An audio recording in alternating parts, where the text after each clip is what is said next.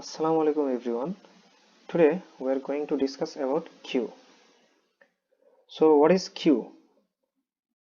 A queue is a linear structure which follows a particular order in which the operations are performed.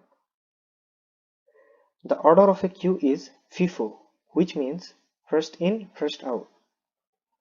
So we can have a basic idea of this topic through an example of a bus counter, where the customer who came first is served first.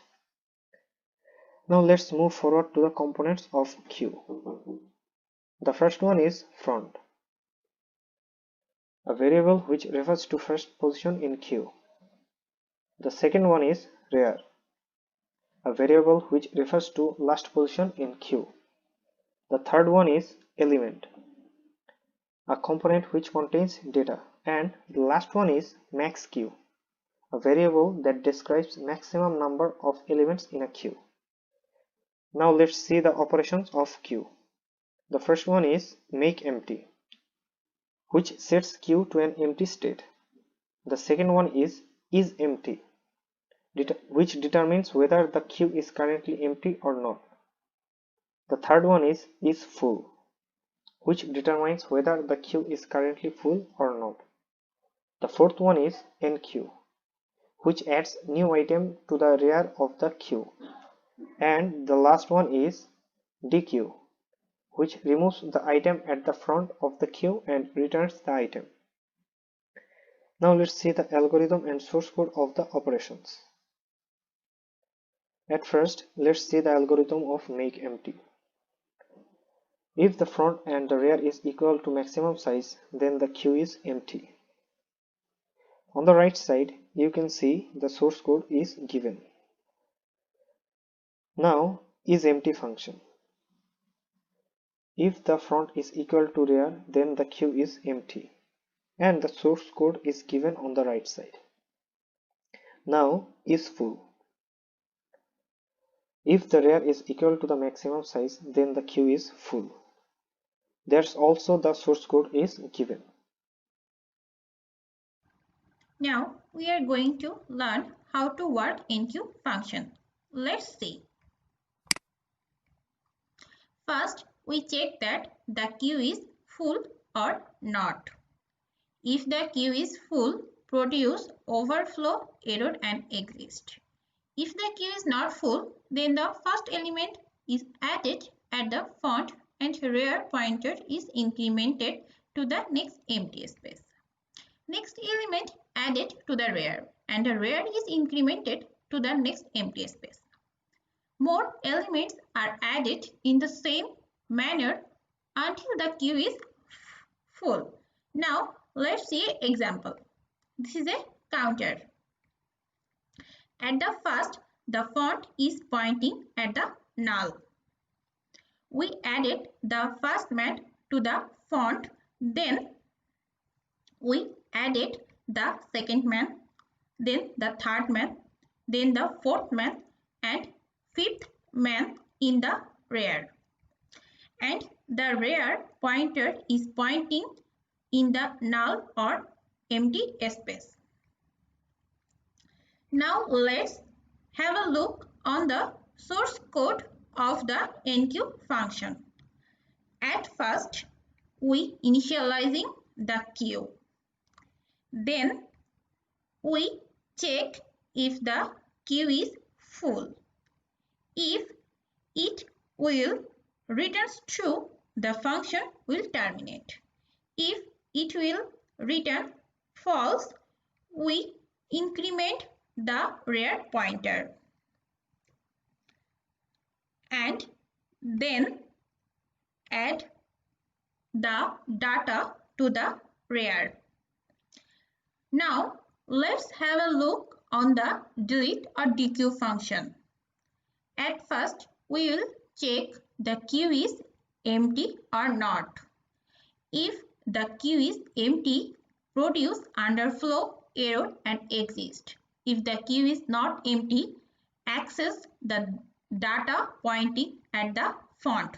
So here in the example, we can see that the queue is full. Now we will remove the first man from the font and then increment the font pointer to the next available element. That means here all the man in the queue.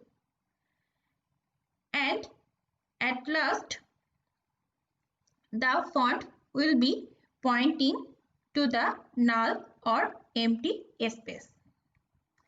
Now let's have a look of the source code of delete or dequeue function. At first, we will initializing the queue. Then we check if the queue is empty. If it will be returned true, the function will terminate. Or it will be returned false, we will access the font element. Then we will increment the font pointer and return the data. Now let's know about the types of queue. There are 4 types of queue. First one, simple queue. Second one, circular queue. Third one, priority queue. And the last one, double-ended queue. Now let's go deep into this topic. At first, we will know how simple queue works. A simple queue is the most basic queue. In this queue, the enqueue operation takes place at the rear, while the dequeue operation takes place at the front. Here, from the diagram, we can see that there are 2 pointers pointing to the front and rear of this queue. And here we can see that enqueue operation occur from the rear portion and the dequeue operation occur from the front portion. Now the second one, circular queue. Now let's see how circular queue works. First, a circular queue permits better memory utilization than a simple queue when the queue has a fixed size. In this queue, the last node points to the first node and creates a circular connection. Thus, it allows us to insert an item at the first node of the queue when the last node is full and the first node is free. It's also called a ring buffer. Now let's see how circular queue works through an example. Here we can see an array of queue where the front and the rear nodes are pointing to the -1 position, which defines that the queue is empty. Now we will enqueue the first element, and for that we increment the front and rear nodes. Then we enqueue the first element 1. Now we increase the rear by 1 and enqueue the element 2. Following the same procedure, we increment the rear node by 1 and enqueue the element 3, 4 and 5. Since the rear is pointing to the last position of the queue, now we can see dequeue our element. At first, we dequeue the element 1 which is at the front. Now, we increment the front node by 1 and dequeue the element 2. And again, we increase the front node by 1. And now, the queue stands like this. Since the first 2 index of the queue is empty, so we can enqueue the new element. For that, we increase the rear to the first index and enqueue the element 6. In the same way, we increment the rear to the second index and enqueue the element 7. Now we can see that our queue is full. This is how a circular queue works. Now let's see how the source code of the circular queue works. At first, let's take a look on the enqueue function. At first, it will check if the queue is full, and if returns true, the function will end. If it returns false, then rear node will be incremented by 1 and the new data will be stored in the new pointer index. Now let's take a look on the dequeue function. At first, it will check if the queue is empty, and if returns true, the function will end. If it returns false, then the data at the font will be extracted and the font node will be incremented by 1. The extracted data will be returned. Now we will move forward to priority queue.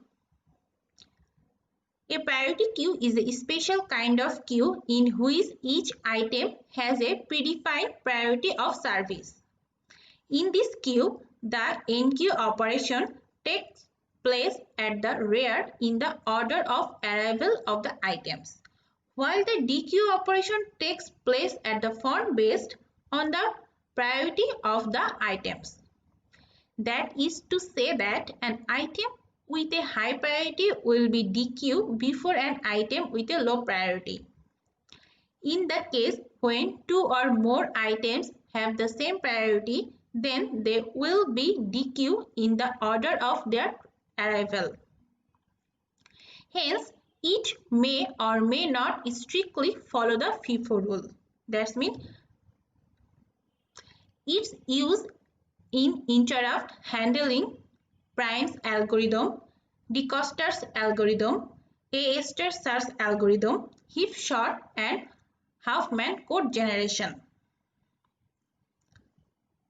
Now we will go through an example for better understanding. The main agenda of this example is removing highest priority element. At first, we will enqueue the elements one by one. After finishing the element with the highest priority, will be dequeue first. Here can see that 9 is the element with highest priority. So we'll dequeue it first. Following the same procedure, we can dequeue 4, 5, 3, 2 and 1. Now let's talk about double-ended queue. In a double-ended queue, insertion and removal of elements can be performed from either from the front or the rear. Thus, it does not follow the FIFO rule, which is the first in and first out rule. Now let's have a clear idea about this topic by seeing an example. Here we can see that we have initialized an array and the pointers, the front pointer and the rear pointer for the double-ended queue. And since the queue array is empty, so the front is pointing at the -1 index and the rear is pointing at the 0th index. So let's see what we can do if we want to perform the enqueue operation from the front. So for this reason, at first we have to check the front position, and for performing this enqueue operation, the front must point to the position which is less than 1. And if this condition is fulfilled, then we will reinitialize it to the n-1, which is the last index, and thus we shift it to the end of the array, and then we perform the enqueue operation.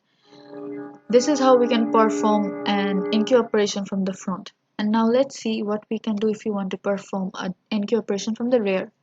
And for this reason, at first we have to check if the queue is full. And if since here we can see that the queue is not full, so we have to increase the rear by 1 and then NQ an element. This is how we can perform the NQ operation from both the front and the rear. Now let's see if we want to perform the DQ operation from the front. For this reason, at first we have to check if the DQ is empty or not. If the DQ is empty, then no deletion operation can be performed. So here we can see that the DQ is not empty. So we will check the position of the front and then we will increase it by 1, and thus the front element is DQ'd. This is how we DQ an element from the front. And now let's see what we can do if we want to DQ an element from the rear. For performing this operation, we have to simply decrease the rear by 1, and thus the DQ operation from the rear will be performed. And this is how we can perform both the NQ operation and DQ operation in the double-ended queue from both the rear and the front position. Now let's have a quick glimpse on the time complexity of queue, which is a big O notation. And a big O notation is the most common metric for calculating time complexity, and it describes the execution time of tasks in relation to the number of steps required to complete it. And this is the time complexity chart, and here we can see the average and worst case time complexity of the 5 operations of the queue, and these are the time complexities. And with this we came to an end of our today's topic. Thank you everyone for being with us.